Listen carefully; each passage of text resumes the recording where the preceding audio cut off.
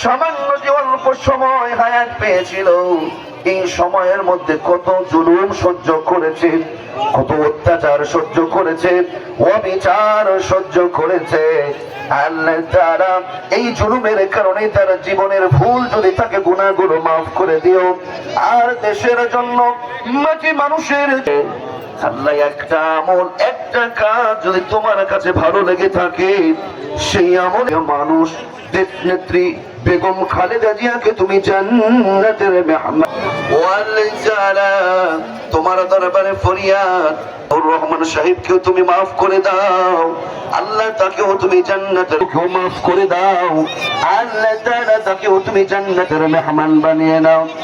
আল্লাহ তাআলা দেশকে স্বাধীন করার জন্য যারা মাহমুদ বুলেটের গুলিকে গোলাপের পাপড়ির মতন বুকে ধারণ করে শহীদ হয়েছে, দেশটাকে স্বাধীন করেছে, ভাষাকে স্বাধীন করেছে, আল্লাহ যারা জীবন দিয়ে দুনিয়া থেকে বিদায়, আল্লাহ তাদের নেক হায়াত বাড়িয়ে দাও, তাদের সুস্থতার পেয়েছে আল্লাহ তাআলা। আবু সাঈদ শরীফ ওসমান হাজী ভাই সহ যারা নিহত হয়ে শিফা সুস্থতার ব্যবস্থা করে দাও।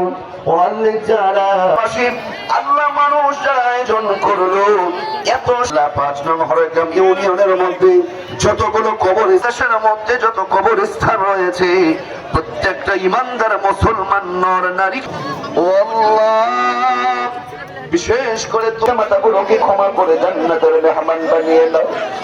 ও আল্লাহ যারা এই বিএনপির অঙ্গ সংগ্রহ করেছে, নারী পুরুষ যারা দুনিয়া থেকে চলে গেছে, তাদেরকেও তুমি ক্ষমা করে দাও। ও আল্লাহ জনাব অ্যাডভোকেট শফিকুল হক মিলন ভাইয়ের শারীরিক সুস্থতা বাড়িয়ে বাবা মাই মুরব্বী যারা কবরে, তাদেরকেও তুমি মাফ করে দাও।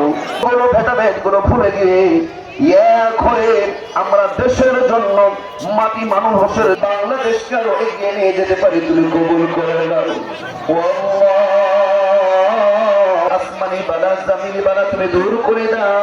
মায়ের দেশের বাংলাদেশের আল্লাহ স্বাধীনতা সার্বভৌমত্ব তুমি রক্ষার ব্যবস্থা করে দাও রব্বাল আলামিন। অসংখ্য মায়েরা বোনেরা আজকে আমাদের সঙ্গে হাজির হয়েছে আল্লাহ, তারাও হাত